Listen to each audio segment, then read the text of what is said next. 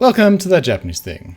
My name is Chris. This is our Japanese podcast about Japanese culture and everything to do with Japan. With me today is Dylan and Yesh. Hi guys, how are you? Hello. Good. Yeah.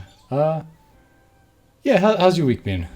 I've managed to get sick again somehow, which seems improbable at this point, considering Such short time. Yeah. So I'm cursed with technology curse, and you cursed with sickness curse. Oh yeah, Dylan's been cursed by a gypsy as far as his computer stuff is. It's been what? Yeah. Has it actually been 6 months since you ordered all the been parts? 7. 7 months. 7 months. Dylan ordered a new And computer. RMAs, and everything. I mean, it took like 2 months for the parts to get here, right? Yeah. Something like that. And Yeah. when they arrived, like more than 2 components were broken, maybe? It's more than 50% of the components you doing it item by item. Yeah. Right. So it was the RAM was foobarred, the CPU. NVMe was foobarred, chip was fine. Oh, the MOBA went then. Yeah. The MOBA was foobarred, but we didn't know until later. So that they had done 3 components initially, which is like, I don't know, RAM, NVMe, and some. Anyway. Yeah, so it was an AMD system you were going to build. Yeah. And then we've decided like not to do that in case it happens again, I guess. Yeah. Like I changed a lot of different brands. Went with Asus first. Yeah. Subsequently decided against that. But yeah. We're sticking to an Intel system. We know that works because other people have built the same sort of thing. So, yeah. And you, Yesh? How you doing? Going okay. I've been packing and moving stuff. My brother is moving, and I'm helping him with that move. So I have been involved with just a lot of travel, and I have a lot of travel coming up. Yeah. You're moving to America, right? I'm Can we making say the move. more or less where you're going? Is that Sure, the state of Illinois. yeah? Somewhat colder than the current climes, but in that the central heating will stay on, probably a warmer The fact that environment. electricity supply is continuous helps with the whole idea. Yeah. Okay. Yeah, so that's just a thing that's happening in the background, though, because mine is going to be an extended process. My brother has finished it, so he's just flat moving. I wish him luck. We'll ask you how it goes in a few weeks, I suppose. Indeed. Did you guys feel the earthquake yesterday or this Yep. morning? Woke up to it. I woke up with that occurring because some things were jiggling in my room. Indeed. It's It was so funny. It was quite a big one for South Africa. for us, yeah. 5 on the Richter scale, I think it was. Yes, I've 5.6. seen varying values, but to me, it feels like what I felt like in Japan. Yeah. Barring No, I barring agree. structural integrity of the building I was in. I mean, it Right. wasn't as bad, right? In Japan, like I've been thrown out of my bed with an earthquake. This wasn't that bad. No, it was that would have been quite a severe one. But it was enough of an experience where like I was chatting to Abs, who she was up at the and she kind of started she was quite scared with it. So, But like it she did didn't realize. it did kind of break one of my kitchen cabinets. So did it? It was actually like quite a strong one. Yeah. Submit that claim, Chris, right now. I'll have to. I feel like yeah. my experience was extremely muted compared to everyone else's then. I wonder if my house is resting on some soft sand or something. Your house is less than 100 years old, so probably. That's probably it. Yeah. For us, like genuinely, I don't think it shook more than a light rumble. Yeah, maybe you're on some firmer bedrock or something. Mm. But what was strange is it happened exactly the same time as an earthquake in Japan. So Oh, really? there was a 6.2 magnitude earthquake in Hokkaido. Sure. Oh, wow. And you know what happens sometimes is the epicenter of an earthquake will kind of wrap around the world. and then send a kind of wave and recoalesce on the other side. meet up somewhere. So I wonder if we got that like aftershock kind of thing going on. It happened at 6 o'clock in the morning in Japan, which would have been around midnight here, I guess. Yeah, but the wave does take time. Takes, to you travel. know, and maybe that 2-3 hours it took could have been the wave reaching around. Yeah, I'm not That's, sure. Yeah. Anyway. The fields of seismology, mysterious to me, Yeah. Though magical. it's just vibration science, I guess. When you think about it. Well, that and the geology of it as well. Yeah. But rock related vibration science. Yeah, that's super like complicated in my mind. But moving on, I got a couple of Japanese related things just to talk about before we go into Monogatari. There is some real life harassment going on around Oshinoko, which is Indeed. a story about harassment, essentially. Apparently, and I didn't know this, that it kind of seems that this is based on a real life thing that happened to a wrestler's family in Japan. So like a famous like mask, what do you call it? Like Mexican style wrestling guy? Yeah. Luchador. Luchador, thank you. And his so I don't really know exactly what happened, but his family went through something like this, and the series made them uncomfortable because it was so close to what happened. Oh, shame, yeah. So the family commented on this, and then they started being harassed by the fans of the anime almost immediately, which must seem like a reoccurring nightmare to them. It's not a. I mean, horrible. it's funny, but it's not funny. It's But like, why? I mean, why were the names even linked? How did their names get linked? That's the thing. well, I mean, it must have been a famous story, right? The whatever happened to the family, and then the mother of the family commented on it publicly, and then the fans of the show said she's just whining, and then harassment started, as you know, such as the Tetsuo Otaku train kind of stuff we talked about a while ago. Yeah. Some people can be a bit intense, and the best quote is that they turned Hana's death into free source material for an anime. So I don't know. If this was not Japan, I'm sure this would end up in a court case, I guess. Yeah. But I do wonder what's going to happen. We'll have a look at that in a few weeks and see if anything does come of that. And how popular do you think anime and manga is in Japan? We've talked a bit about how popular it is on like streaming services in the West before. What sort of percentage of people do you think watch anime? And is it increasing or decreasing? What would you say, Dylan? In Japan. In Japan. I don't think it would be increasing or decreasing. My gut feel would be that it would sort of stay the same. How popular is manga? Manga is typically seen as like a more of an adolescent thing. Anime. Sure, man. What do you think, Yash? So I'm gonna be wrong, but you know, opinions are like that. Yeah. I reckon roughly 45 to 50% of people read manga, and 1 in 4, about 25%, Anime. watch anime. See, I think manga is more popular than anime. I think you're probably correct, and there's probably a bit of lying going on here, right? Okay. What do you Let mean? me give Well, you the what's numbers. Let me give you the numbers. For anime, 35% of the population say they watch anime. And for manga, 33% of the responders to the survey said they will read manga. But 41% said they don't. Now that's a weird weird discrepancy of kind of people who are... I believe the 41% of people, more or less, right?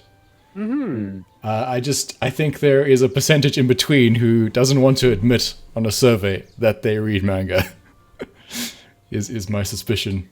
Yeah, there is kind of a discrepancy where people are like embarrassed about it, but like, as far as I can tell, when people are talking, and I watch a lot more Japanese talent nowadays on YouTube. Yeah. When people talk to other people, they mention things that they enjoy, and manga comes up. So Immediately. it just seems it's like it is a very common pastime in Japan when you hear people talk about it. And basically everyone grows up reading it, and then maybe, you know, like comics in the West. We all read, you know, comics when we were kids, and some of us gave it up, some of us did not. But it just seems strange that essentially the manga reading is less than the anime watching, to me, as one thing. And I would have thought it would have been around 40%, 45% as well. Not me, you know, maybe just not a lot of manga reading or whatever, but, you know, reading your sports stuff and, you know, just general kind of comics and things, I guess. But it's increasing. Specifically, anime watching is increasing. It has increased from 35% in 2020 to 37% this year, I believe, or last year. Sure. And that seems to be not because more people are watching anime, but because Japan's population is decreasing on the upper end of the scale. Oof. And so the proportion of people who watch anime is remaining the same, or not remaining the same, but the number of people is remaining the same, but the proportion is changing. If you know what I That's a more mean. depressing statistic than I expected. So Kadakawa is really worried about this, right? And they've been saying things about this for a good, 7-8 years, maybe even longer. Which is why they've been trying to experiment with certain anime, such as Hero Academia. And seeing if they could successfully market something very strongly towards the West. So if you're wondering why that tends to be really popular, that might be the reason, because it was kind of designed to be popular in America specifically, right? That's why, you know, they chose that particular manga to adapt, which has themes of, you know, United States of Smash, All Might, comic book heroes, and all that sort of stuff. Yeah. And it's been really successful, according to them. There's no numbers on it, really, but I think they're growing outside of Japan at a good rate. Anyway, let's move on to Monogatari. So, Yesh, what is Monogatari? Monogatari is a collection of short stories that became popular in the light novel world. Each set of stories tells a different monster's story or god's story in some cases, relating to a person that has been affected by the creature, and the story of our main character and character group eventually, Right. solving those problems by investigating the situation. Most of the time, the situation is resolved by an emotional means rather than fight the monster, yay, lasers. Although there's a bunch of fighting. There is a bunch of fight the monster, yay, lasers involved, because our main character is a part vampire that regenerates from damage. I wouldn't say So he we- does much fighting, though. We usually watch him get the crap beat out of him, Yes, and then the investigation ensues, and then the emotional release happens when the situation is resolved. It begins with the story of the crab, and then we proceed on getting into more unusual gods.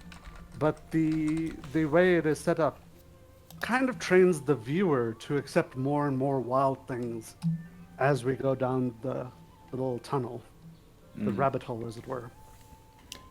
Did you watched a little bit of Inspector, right, Yash? Yes, I did. It has some similarities to that, I would say. I kind of do agree. In that we have our immortal kind of protagonist guy. they're not the same personality-wise. The one is obviously a vampire with recovery powers, but the other one is immortal by the fact that he ate two different monsters, one which makes him immortal and one which gives him regenerative powers, right? Something like that. Something like that, yeah. And they're both about supernatural monsters and resolving a personal emotional issue kind of thing. And they both have monster-like female love interests in some sense.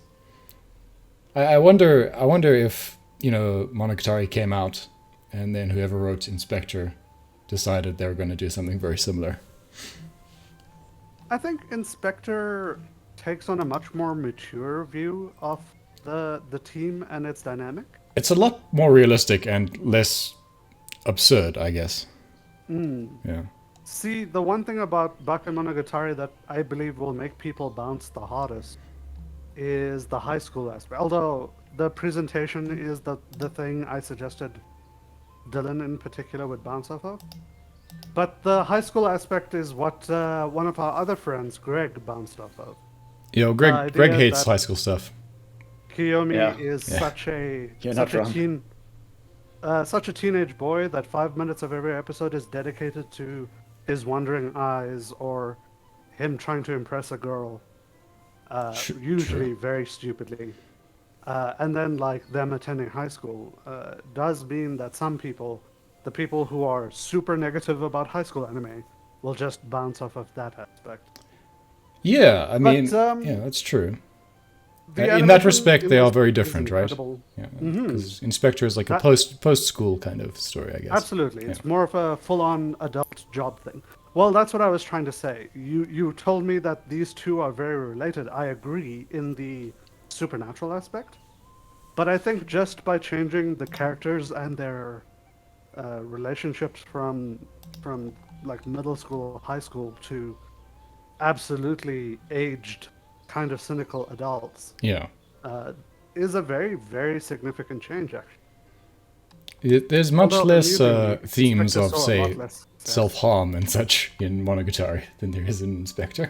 Absolutely. Well, although it does sort of feel to me that Inspector is kind of more light-hearted overall. Well, that's in the thing. some Monogatari suggests that the main characters are kind of giving up parts of themselves every time they come to an agreement with a god. Every time they bend slightly. Yeah. Which is why Oshino, the teacher for our characters, vanishes after a short while, as he's lost too much of himself. And then our main character becomes more adult very fast, and starts to lose parts of himself as well. And Dylan was bringing up, does Rascal dream of Bunny Girl Senpai as a comparison? Yeah. Which is like written 8 years later. Well, I will say, I actually fairly agree with that one, because it's yet again a high school boy. A lot of the episode is dedicated to high schoolery. And there's this supernatural aspect related to the girls. But I do think that... Sorry, yes? I was just going to add on to that, like, supernatural aspect, like, tagged onto some sort of emotional turmoil that affects them because they're in that kind of age category. Absolutely. But I will say that the rabbit one does come with... How do I put this? There's a lot more weight on the girls in that one. They're not cured at the end. Right. No, they are. They typically go through curing phases let me eventually. rephrase that. The supernatural thing ends. Yeah. But the girl is definitely still hurt. Yeah, I don't know if I'd agree with it. There's a lot of resolution in it. There's a lot of resolution. But it is more simple in presentation. To go back to what you were saying originally, it's more simple in presentation than Monogatari. We were just saying before you joined, Yesh, that Bunny Girl Senpai's Japanese title is nothing at all like the English title. Okay. It translates roughly to teenage pig. Yep, that's it. Which is a pretty big gap between that and what we ended up with there. Well, I mean, that's actually kind of related to the light novel trend that occurred during the time. Oh god, I'm going to bring up something I never wanted to talk about. So, do you guys remember Sword Art Online? Yes. Regrettably, yes. The guy that wrote Sword Art Online wrote a worse version of Sword Art Online just before it. It's much worse. Good. But its protagonist was called Butakun. Right. And after Sword Art Online took off, a series of light novels featuring a Butakun hero, quote-unquote hero, became very popular for a long time. And I mean, it's still going on. There's an anime adaptation of a light novel called The Pig Prince, I think, coming in 2024. Indeed, there is. So this idea of the pig hero being this smart, intelligent, emotionally well-balanced character that gets picked on because he's mildly chubby became like the big thing for a while in light novels, and I think this came out during that time. Do you feel like in a real way you could gauge what anime is going to come out in like 4 to 6 years time Oh, absolutely. from now just by reading? I'm sure you could train an AI novel to do it very trenders? accurately. There's no way either of you will remember this, but I think it was about 4 to 6 years ago. We were talking about how sick we were of isekai anime. And I was saying, wait until you guys see the next one, where we get to watch the guy getting kicked out of the hero's party just be like 36 of the 40 anime that released in a season. There definitely are trends. They're on the rise right now. But I mean, that you can kind of just predict because of what light novels are coming out, right? Well, Yeah, that's what what I'm Dylan was saying. Yeah. I think I don't know. I guess whatever is popular as a light novel will be popular as an anime. It's just how it works. I also did say that I'm looking forward to the rise of the villainous novels because they're generally better written. That was the also one like that 6 though years it's ago. out this season is actually pretty good. A lot of the villainous ones are actually quite good. We've had a couple of bad ones, but I would say on average, at least 50 to 60% of them are good. Yeah, See, I mean, enjoyed they're- one, they're and just- that's not for me. they're just drama stories. That's why. Yeah. There's often nothing weird happening in them, except for the fact that they're also all weird isekai things. Yeah. Not all of them. They'll- Some of They'll them. never are. make an adaptation of my favorite one, but there's one that made me fall in love with the entire genre of villainous novella. What's it called? The villainess does not complain from within her cell. Okay. And Good. basically, the story begins with the prince throwing the villainess into prison and then trying to make up a crime that she committed so that he can marry the girl he wants to marry instead of her. Right. And she wasn't a villainess until he did that. And now she's a real villainess. And life has turned very bad for everyone. I mean, give it a few years. It'll be out. Yeah. It's super well done in that you feel bad for her while everything else is on fire. Just remember, Kadokawa has to make 40 anime a year now, Yash. True. I mean, there's only so many light novels out there. Gotta Okay, expand that pool. so yeah, Monogatari, Bakemono Gatari, the one that it all sort of started with, is the progenitor to it, I suppose. Although it's not chronologically the first one in the series. Chronological. Bakemono is like a monster, but specifically a monster that can look like a human. That would be a Bakemono. So, in this case, it sort of makes sense for the first series, because it's all about these various, like 5 girls? Something like that? I think the first novel was only 3, and then we got another. The 2 sisters and the snake were the next one. So we got 6. What do in we total. we have? The first one is the crab. Then we have snail girl. Crab, we have snail, cat. no cat. Cat was a movie. Cat wasn't in this at all. First series. Cat was Nekomonogatari, I believe. Yeah, Bakemono Gatari is the revisit. She does get an episode. She might get it, yeah. But we have Gorilla, Monkey's Paw one. Gorilla, yeah. And then I thought it was Phoenix. With the Phoenix sisters, right? But mostly that happens in the second series, I think.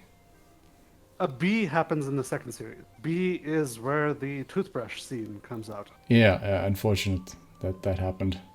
That's season 2. But yeah, so each one is it's always about a girl who has been affected by something like a god or something that has Some supernatural effect. altered them supernaturally somehow. So we watched the first 4 episodes with Dylan just to give him a taste and see what he thought of it, which is Senjo Gahara's story about her being cured by Oshino. Is that his name? Oshino, yeah. Oshino. Shinobu, or no, Shinobu's the girl. Shinobu's the little vampire girl, yeah, Mm. who is very cute in the second series because she likes donuts.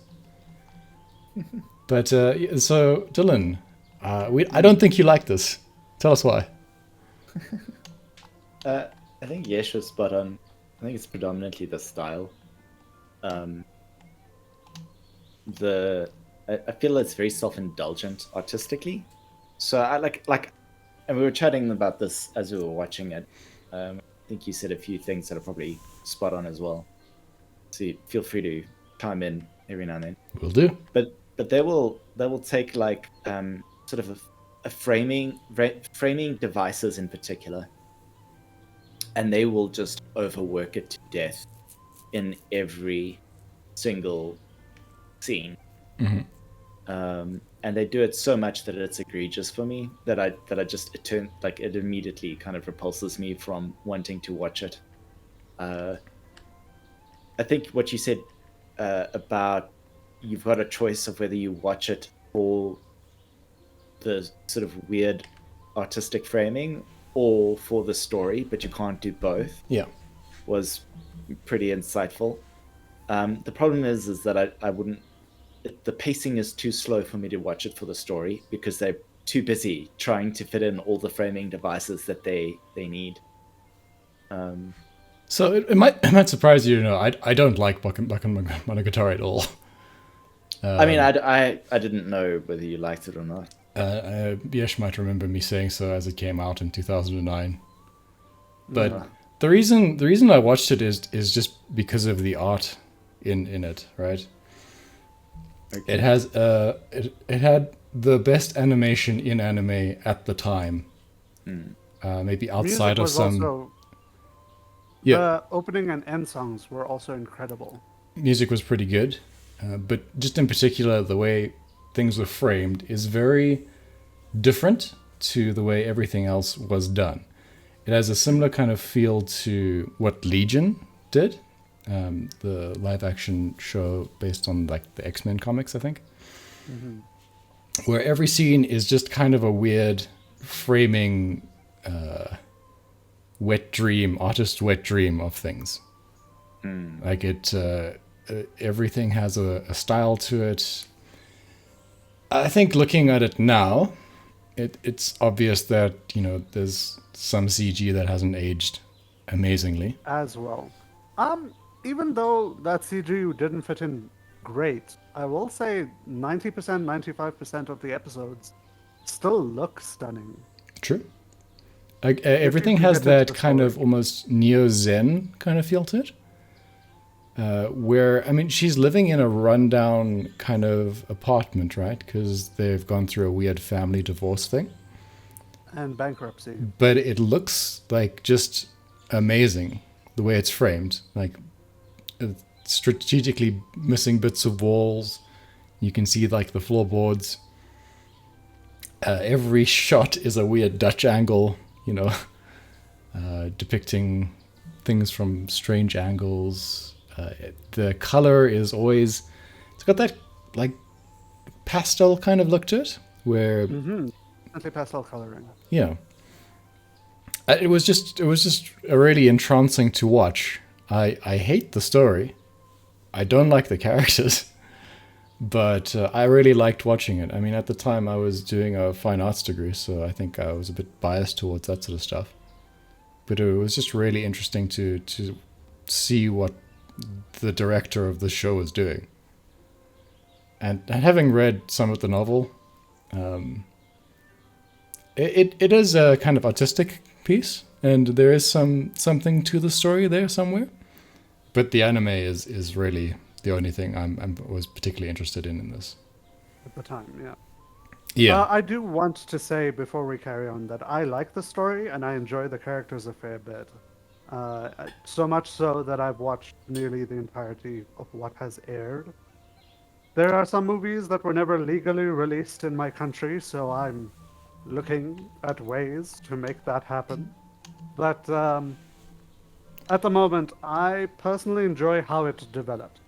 Unfortunately, especially at the start, especially during Hitagi Crab, the first arc, our characters are just slightly weird high schoolers, which is kind of irritating to watch. I don't know. I get annoyed by kids, I guess. But I enjoy the attempts at artistic swings and shots. I enjoy the animation. I enjoy the supernatural world that's being set up. And I think the characters become interesting after a while. I will say I don't think I enjoyed them until after Monkey. In fact, I think Monkey is the first time I started to really get into the series. I think the protagonist, Araragi, becomes somewhat more interesting in the second season. In that he's because he has to man up and actually take over.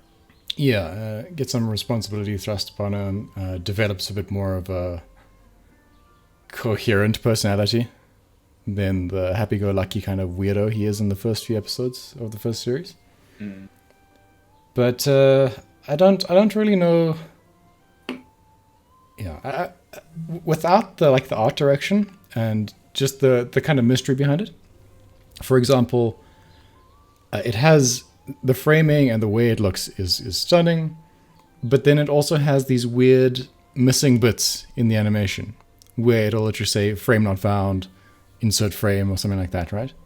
Mm-hmm. And then interspersed with that is also just this English short story, which is straight out of the novel, by the way. So just written randomly on the pages or in between pages, that story exists in the light novel. Which is just the story of him getting vampired during his summer vacation. But it flashes too fast for you to actually read it. So if you wanted to... When you're watching the anime normally, yeah. Yeah, if you wanted to know what it said, you would have to be an otaku at the time, and you would have had to have either taped it or downloaded it and paused it to read it, right? See, all of this just irritates me.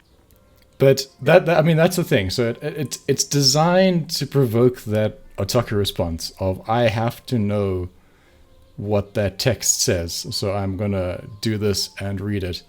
And then I will feel some sort of sense of weird accomplishment and thus a protective kind of ownership of the property. And in 14 to 16-year-old boys, I think that was pretty strong at the time. I told you when I was working at a language school in Japan, they brought in a bunch of high school kids from an affiliated school, and we just had to sort of chaperone them around. And at the time, Bakemono Gatari was really popular, and one of the 14-year-old boys just had the novel with him, which I'm not sure I think he was a little bit too young to be reading such a weird novel, but whatever. Mm-hmm. It's not the worst thing. It doesn't have an age rating. That's the thing. Well, it says for 16 plus on the novel. Does it? It does, yeah. Okay. But I mean that's not like a super strict age restriction kind of thing, right? Not really you wouldn't find it in a restricted zone in a bookshop or whatever. Mm-hmm. But anyway, as a side note, yeah. I did find the arc progression for season 1. It goes crab, snail, monkey, snake, cat. Crab, snail, monkey, snake, cat. Okay. I don't remember any of the cat stuff being in the actual thing. But yeah, we only watched the first 4 episodes again, I guess. And then there's Nisamono Gatari, which is the fake story. I kind of like the name of that one. And then the movie was Nekomonogatari. That happened after that. Nekomonogatari Yeah. Black, right? Because I because thought the movie was white. I think it's Nekomonogatari Black. I think maybe the anime was white, maybe? Oh, there's two movies. Black and white. Okay. Oh, you're right. So, no, black was first, then white came after. Yes, black and white, yeah. Right. Did this... I don't know. I think this sort of just led to a slew of things trying to imitate the art style afterwards. There were many imitators after this, yes, absolutely. Which I think was great, because up until this point, it sort of just felt like we'd settled into a dynamic with anime that wasn't particularly interesting. I kind of feel like this is the Haruhi of a new age in a way. Well, I mean, it was basically the same time as Haruhi. People were still doing the Haruhi dance and stuff. yeah Haruhi But dance the thing at is, the time. before Haruhi, the Moe blob, very rounded character archetype was very common in animation. Light novels came out on the same year, just as way of comparison. But I don't mean Haruhi the light novel as a note. I'm specifically referring to the anime. With Haruhi the anime, the idea of using computer animation to get bombastic, bright, colorful scenes that are completely separate to what we were watching a minute ago became a lot more popular, and we started to get just flat, better animation after Haruhi. Yeah, and I although think in Haruhi itself, it was still kind of... The animation was nothing really to write home about, I don't think. Well, when they started to do the otherworld stuff and the teleportation and laser beam stuff, it was very well animated. You might not the remember, movie because the movie was animation great. has improved. Yeah, But the I TV did show watch had some I did great watch animation. Haruhi like last year, I think, and it's still really good actually. I mean, I'd recommend people giving it a watch. Skip Moe the second season. Don't watch that. They It's used a to waste not of your even try time. to draw humans before, Chris. They would give us Moe blobs for the most part for years. Well, I mean, Lucky Star is infamous for that, right? Yes, Lucky Star reverted into Moe blob territory. But like that's the kind of animation that was more popular, where you'd get still frames of Azumanga well-drawn Daioh, people, yeah, all that sort and of then stuff. whenever movement happened, they like blobbed them. But Haruhi kept on frame, on model the whole time, which Yeah, was incredible.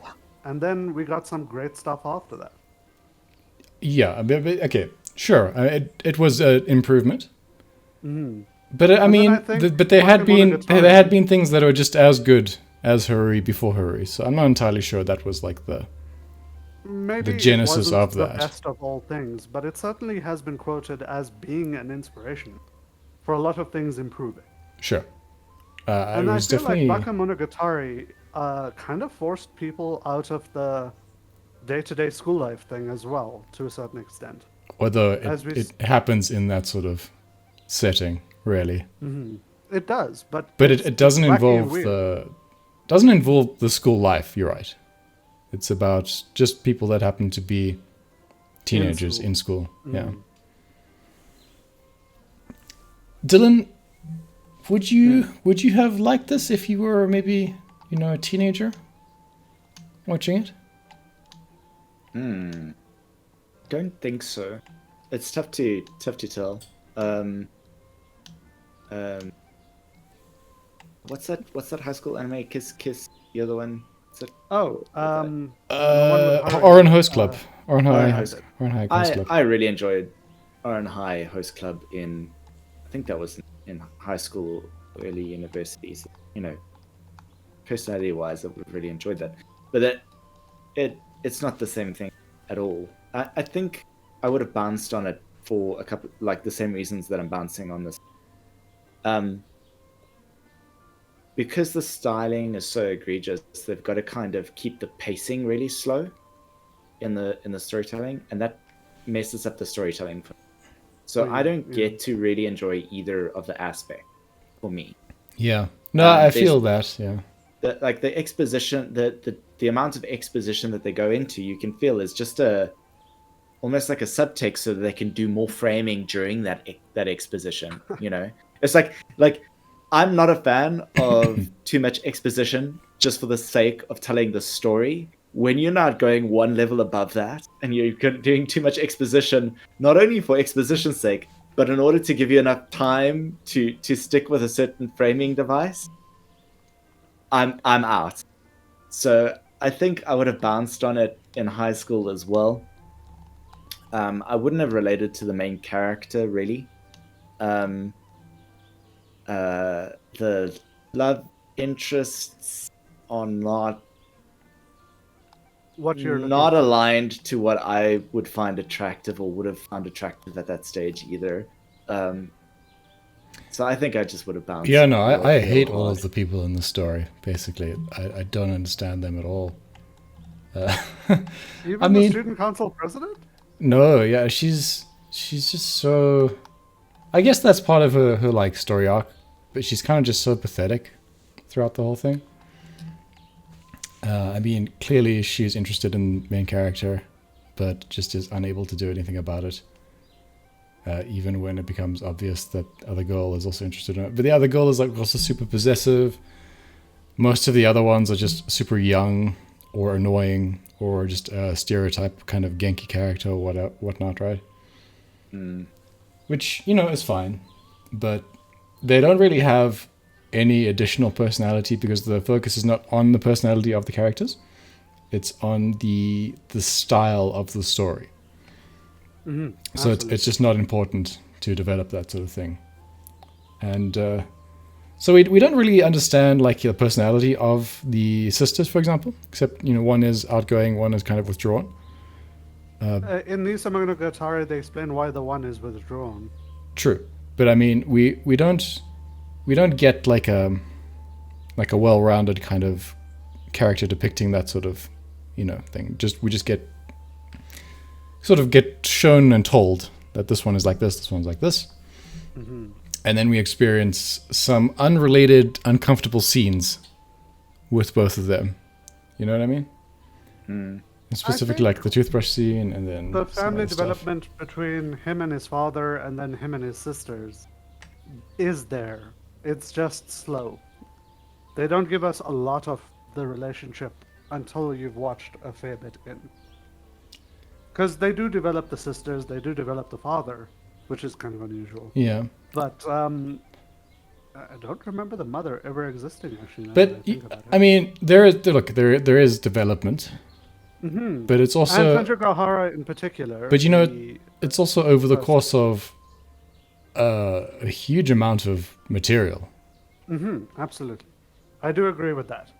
We focus on our mystery of the week, and the character development is lesser. Yeah. Apparently, this guy wrote a Death Note as well. Death Note, another note. Nishio Ishin is the author. Yeah. But yeah, I mean, I think it's worth watching maybe just the first series if you're interested in animation, as like it's kind of a cornerstone of the last 10 to 15 years of anime, just from the animation point of view, in that it really gave a reason for people to spend enough time and money on an anime series to make it actually look good. Because I think before that, it was really just a case of, is this a popular enough property that we can justify making a cheap anime about it? Not The always. primary purpose being, can I We- make little figurines and sell them? But no. That would actually be a reason to make a good anime. For example, something like your Gundam or Nadesco or whatever, where you want to sell Gunpla, right? So you actually make a good, sometimes not good, but you know, hopefully a good anime that people will gravitate around. Then you can sell them, you know, Gundam Gs, Gundam Zs, whatnot, Indeed. based on that. But in adapted anime from light novels and manga, it's really it was really just always a way of advertising the original product, so Kadokawa could sell more books. As we've talked about at length in other Indeed, podcasts. So this was refreshing in that it clearly they spent a lot of money on it. I'm sure they made it back. I mean, became wildly popular. Wildly popular, yeah.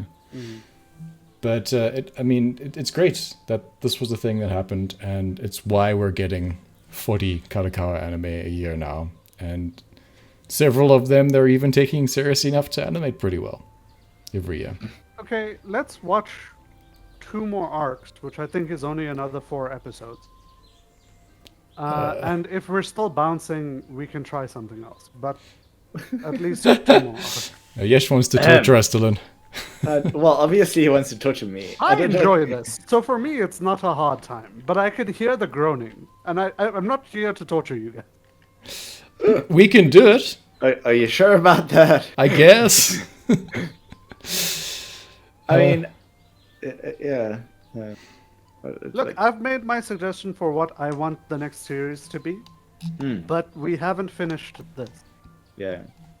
Yeah, I get that, but we've finished the episode about this. That's true. Dylan makes a compelling argument here. Anyway, that'll do it for us talking about Monogatari. I'm not going to give it a rating out of 10. What? I'm not. Chris, you can't. You have to. You're going to break the time-space continuum. Well, I'll give it 2 then. I mean, as a piece of art, I'll give it like a 9 out of 10. As a story, I'll give it 4. This is an 8 out of 10 for me. I think because I don't rate things, I just like recommend them to certain types. I think if you are as Chris was a fine arts student who will appreciate egregious use of artistic framing devices for the sake of it and be self-indulgent in it, you will love this. If you're not that, you know, or you're not, right. I struggle to recommend it, and yet it's super popular. So obviously I'm wrong. So while I was in art school, they took us to a play, right? And it's difficult to express how bad this play was. We went down to Central Joburg somewhere, and it was 2 Afrikaans girls who had decided they were going to make an anime-like play about South Africa. Oh. And it was it was just the most racist thing I'd ever seen. But it was presented as kind of, this is like a Japanese art style, but we're going to insult that art style while making the art style, and also just kind of take everything out of context. And that is just something done for the sake of being subversive and, making a noise. Whereas this is not that. They've actually done something that is hard and make a established genre anime into something that looks really quite different from what it normally looks like, in a way that doesn't make it vulgar. They're not making fun of it. They're taking it seriously. Sure. And it actually adds something to be talked about in the anime. So that's why I think this is actually it might actually be a legitimate kind of thing you could put in a museum or a gallery or something and say, this is the anime that the style of stuff is based on, and you could talk about it in a serious kind of art way. Whereas something that's just sensational or something like that is just, no one's going to remember it beyond a brief feeling of annoyance or disgust or something like that. Yeah, that's all. All right, guys. Thanks for listening. This has been The Japanese Thing. We'll be back with more stuff. Ciao for now. Bye. Ciao.